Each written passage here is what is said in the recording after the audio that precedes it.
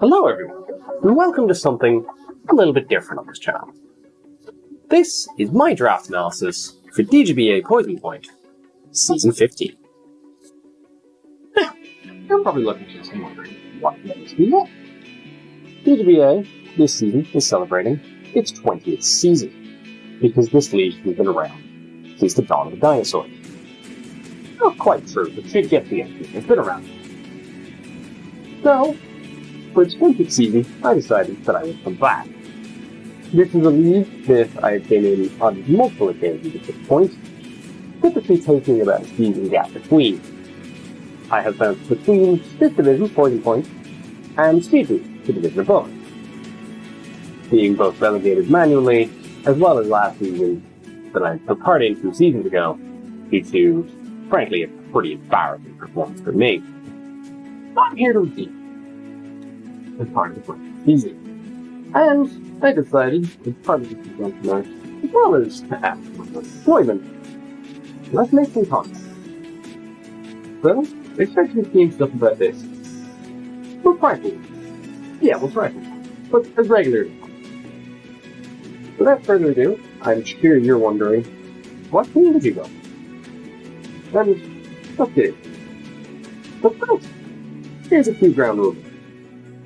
So this draft was split into 2 divisions of 9 players, because anything above 12 man after drafting is absolutely awful. So this is a decision that I thought was good.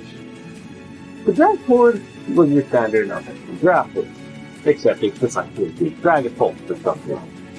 So that left you with an expected top 8, and then a 9th pick for your life. I can make something work out of it, but it's not able. So, in typical fashion, your boy got 9.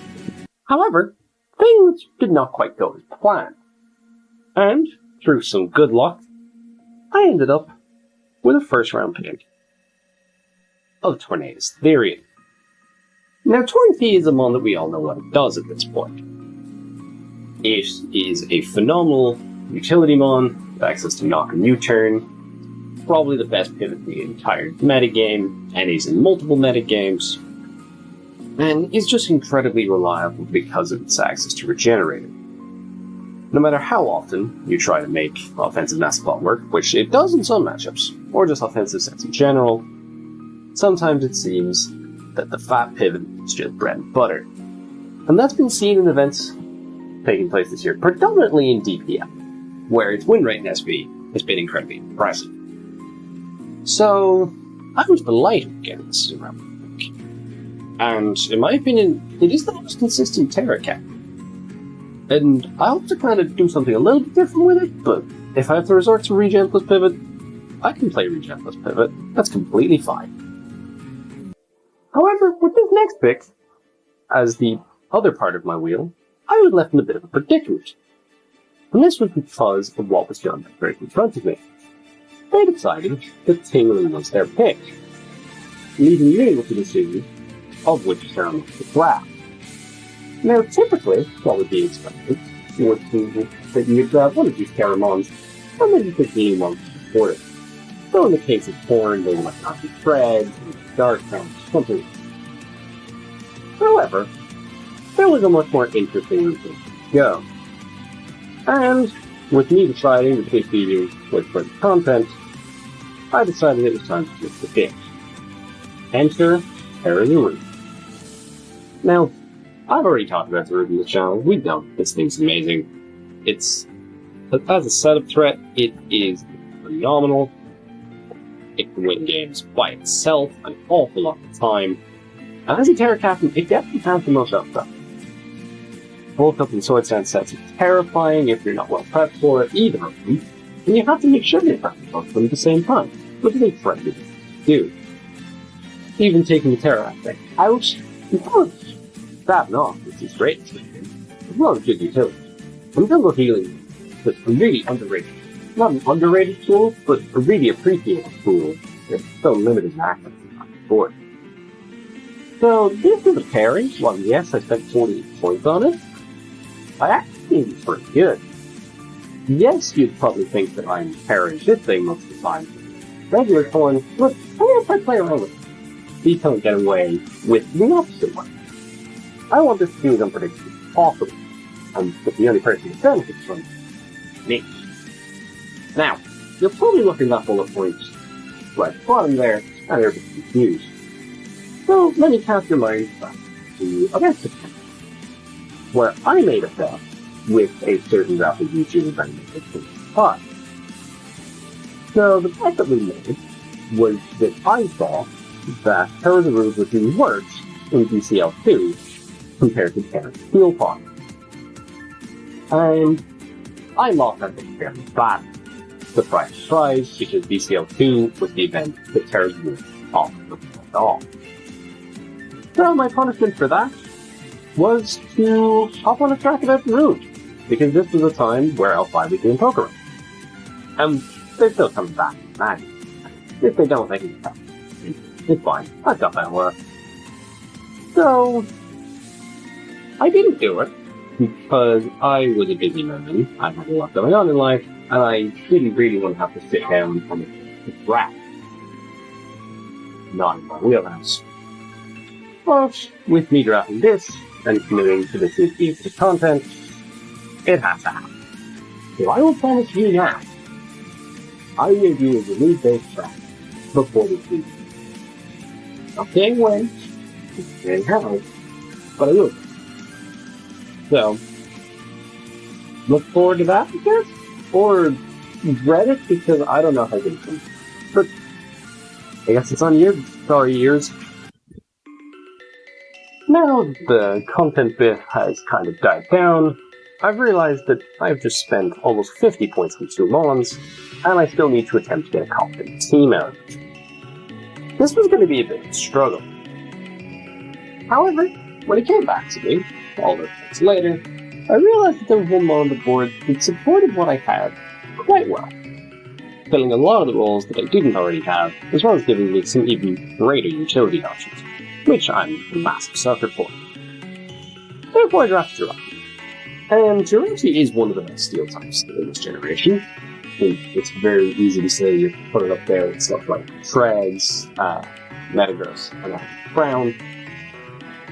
It's just really good for what's here in the metagame. His move pool is phenomenal from both offensive and support perspectives. So many setup options, All Mine, Cosmic Power, Iron Defense, Power Herb Meteor Beam if you want to be that guy.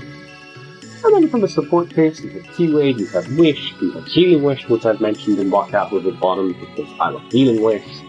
You know that might help. As well as Encore, because you can't get enough of Encore. It's kind of neat.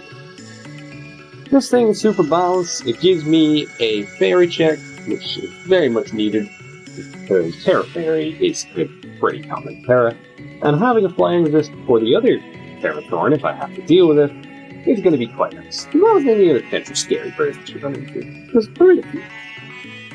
So, I'm really happy that this Mon made it back to me. It kind of made my life easier. And it also made me realize that was a pretty easy round 4 pick to grab. I don't think I've ever seen opinions change on Mon so much in the span of one generation. This thing has gone from absolutely hated to adored and blessed as one of the best pivots that is in the entire game. The metagame has shifted so much to the point that this Mon has become borderline centralized, with an 88% win rate in DPL. DCL? No, that's not till next time. It could well have that win rate again, if that good. And despite it getting a price bump in this to 11 points, might be a little steep, I decided it was time to take the plunge and draft a Mon I've wanted to use for a long time. This is Alambola, one incredibly fat fish. Its flip turn pivoting is absolutely phenomenal in this generation. It can just come no whenever it wants, fun hit, flip turn out. You can also use the Who mentality of, oh, I don't expect a special threat, let me put it in shallow, it'll be fine. And, you know, I do actually play it this season, so having that psychological warfare advantage is quite nice. Because I don't think that man is capable of killing Lola. As I said, it's a perfect pivot for the current metagame. It has fat as hell wished for all my threats. as well as another healing tool. It's nice. And, yeah, that bottom point, I will throw banned at some point. If you know, you know. And maybe I'll try and with some other stuff. We'll see. Like I said, this season, yes, it's for content, but I kind of happy when a couple of things now, don't I? So, this first 4, I was absolutely delighted. But I know there was some stuff I was missing. Speed tiers are looking a little bit clunky, I need a ground type badly, and I need hazards badly. So, going into round 5, I was very much praying that certain monsters would get back. I also need removal, because yes, this team can run boots pretty reliably, but getting to a point where you're running mono boots is just not a fun time. Another 18 pick went by, and I was in a good spot. I managed to not only get a ground type, but also got some removal. And no, they weren't the same mon, which is what I thought might happen. Donphan went, which I wouldn't have minded, but L5's words echoed my ears of Donphan either dies in 2 turns or gets spun blocked the entire game. So, I think I did a little bit better than that. So, round 5, I got Gliscor. And I was stunned this thing lasted for round 5. This thing's great. Great hazard setting with access to rock spikes and T-spikes. It's another mon to add to this list of incredibly annoying skills as this team gets fatter and fatter. And its offensive potential is really underrated with access to agility as well as speed. You can also do some really annoying stuff with subtypes protect. Topical poison heal is great. Gives me another status absorber to go along with Jungle Gator's Rude. Meaning I can run synthesis on that thing sometimes. And it's nice to know that I have a good pair of fallback if I get a bit sick of playing Rude. Mostly with this thing, I really did want the spikes. I think Spike is a really good progress maker at the minute, with the way that the SV metagame is, and I think it's borderline essential. The round 6 pick might be the pick that I was the most uncertain about. However, after a teeny tiny bit of convincing, I realized that this was definitely the mon that I needed. As I said, I needed some removal, and a lot of the options at this point were kind of dire. However, one stood out above the rest. So to go along with my Gliscor, I took Cyclozar. This thing is not a coat. It actually has some decent output. And while yes, it's no longer the days where you can shed tail with this thing, it's still essentially an H1T, with the exact same speed tier. Also knock-off U-turn pivot, which is great. I love knock-off U-turn pivots. But the offensive potential of this mon is actually great. It has really nice mix potential, a move pool that makes you think it's a Gen 1 mon, but it's actually a Gen 9 mon, and also has the shed skill to add to my list of, oh, I don't care about your status. Which is quite nice when you're out of mode, to be honest. So, this thing, the reason I don't think it's going to finish is because it can actually beat the common ghost type, unlike most generation. The big two being, of course, Hectorite and Rotom, because they really appreciate taking care of meteors. So, I'm delighted with it. Thanks, Joshua, for making sure that I actually did take this thing. And I can't wait to finally get to use this thing. I haven't used it since Smogon Draft Kickoff Tour, where it got crit by a Volcarona when I was trying to Dragon Tail it out. And I proceeded the game. So, don't let me down this time, like that. Oh, and also, since this is DGBA, and I think it's fitting, this thing will now no longer be referred to as Cyclozar for the rest of the season. It'll be referred to as Charles. Any further questions, you can refer onto my legal team. Following this pick, it quickly came to my realization that I was incredibly poor on points. I was left with 15 points to draft my final 3 mons. As I said earlier, a ghost type was going to be something that I desperately needed, especially having just acquired my Spiker in Gliscor. So, at this stage, with it being round 7, a lot of the premier ghosts are obviously gone. The most ideal one would have been Rotom, but everyone knows that that is great in the format at the minute, so that went nice and early, considering the price point. However, I still think I did pretty alright, with this mon showing its prowess during DPL at various stages. Enter Miss Magus. And this is a ghost type that, because of its access to levitate, is still capable of beating the 3 Dawn Fets. which is a huge criteria for your ghost type. It also beats the Rapagos. It gets a bit ridiculous because you're kind of coal mining up alongside it and paint split stalling it, but still beats it, so that's good. And overall, it's just a really solid ghost type. A really nice move pool, plethora of setup options, its utility is very much appreciated. And it's also a really nice scarf because people struggle with ghost resist. Yes, everyone and their mother drafts dark types with how powerful they are, but a lot of them still dislike taking strong shadow balls. This Magus is a mon that I've wanted to use for a little while. I was planning on using it in Trick House, and then I decided that I would have been better off taking Hisuian Zorak. Fool me once, shame on you. Fool me twice, shame on me. And I'm not the type of person to be fooled twice. Therefore, it's about time that I finally use this mod. It rounds out what I currently have really nicely, and it leaves me at a point where I'm not incredibly poor, with me only kind of needing 2 essential items.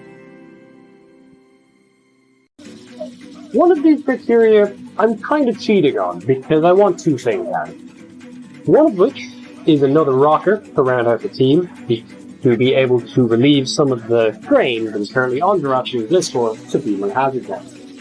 The other thing is a fairy card, and that is because dragons have become very much so a problem in my game. And this can be perfectly shown by the winter entities of Raging Bolt and Dragon Exchange in DGBA Poison Point. Or go in and have the finals on the day that I'm posting. 1 for 1. But those 2 criteria messed into one mon left me with really only 1 option. Well, I guess 2 because it's stuff, but it left me with 1 option. And it was a mon I was a bit worried of doing a search, because this is a mon that has been used a lot to round out these long teams, particularly in team percents and short performance. And with everyone flying through their points like absolutely crazy, I did think someone might take the plunge and take it early.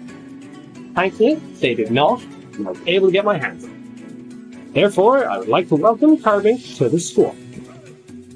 Now, Carbink does what I mentioned, to give me more hazards in the form of rocks and spikes. It's the fairy type, which is great to have, and it's a low tier to kill. God, that is a huge thing these days. It has a lot of options on this stuff. Hazards, like I said, it can screens, it can iron defense body press in certain matchups, it can endeavor in particular matchups. So if I want to go level 1 endeavor set, I can. So, I don't know, maybe I will, maybe I won't, yeah.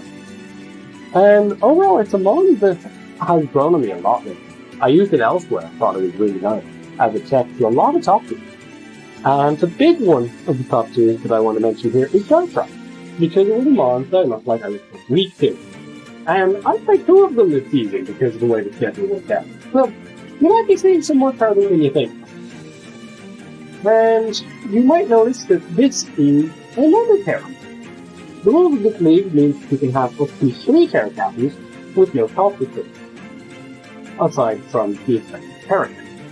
The reason this mod is my 3rd Terra is because it didn't cost anything extra, and like I said, I was in sheer poverty. It could have been my last mod either, which I'll get into in a moment, but I think this thing uses Terra Select better. Do I think I'm ever going to Terra it? No. Am I going to rule it out completely? Also, I guess you gotta stay tuned and find out. But pairing Carbink over the Rude or Point P does not sound like I'm happy. Alright. Finally, I'm down to 5 points from my last mod. And I think anyone with any sort of draft experience is screaming the exact same thing at me right now. That being that I need a grounded poison. Now, unfortunately, there are some other grounded poisons that I would have liked to have used if I had only 1 point more, the 2 of which come to mind being Hisuian Quillfish and Salazzle. However, I'm still pretty happy out with what I managed to get, even though it is a mon that I have slapped on a lot on drafts that I use poison. However, it's pretty reliable at what it does, so I'm not complaining. It's Muck time. Now, I think you're all fairly aware of what Muck does at this point.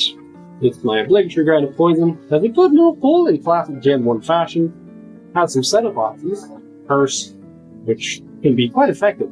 Its access to knockoff is really nice, Pain Split makes it nice and annoying with recovery, his priority in chat is new, and like I said, just some really nice coverage. It can check Valiant. It's probably my best or second best check to Valiant. It kind of depends much on the virtuality. And for a Nightball, it's pretty decent. Do I see this thing coming a huge amount of times? No. Mostly because I don't think I'm that weak to Peace Point. However, it's still better than having it not. And I'm sure that there will be matchups that come up over the course of the season, where I do think that it is my best fit. And with that, the team is complete. And it's one I'm pretty happy, especially seeing as I had a fairly ridiculous go. Yes, it is lacking a few areas, such as immediate power, and it is 100% the fastest draft I ever used it to use. However, I think with the way the metagame has shifted lately, it could very well work, and I'm looking forward to seeing how it goes for myself. There's a lot of flexibility in this team, which I like, and I think there's a lot of cool options, and it makes it incredibly unpredictable for my opponent. I hope that you've all enjoyed the draft analysis. It has been a lot more to put together than I thought. I hope you all enjoyed the final product that came out. I know that I've worked pretty hard on this, so I hope that you all enjoyed it, and I hope you all support accordingly. And look forward to future videos with this team in the coming weeks. I do plan on doing some weekly for the moment. Some of them might get delayed. I'm not someone that has the most consistent schedule in the world, but I will probably get them out weekly, as well as other content I have, which is cool. Anyways, that is all from me for now, and I hope to catch you for week 1. Peace.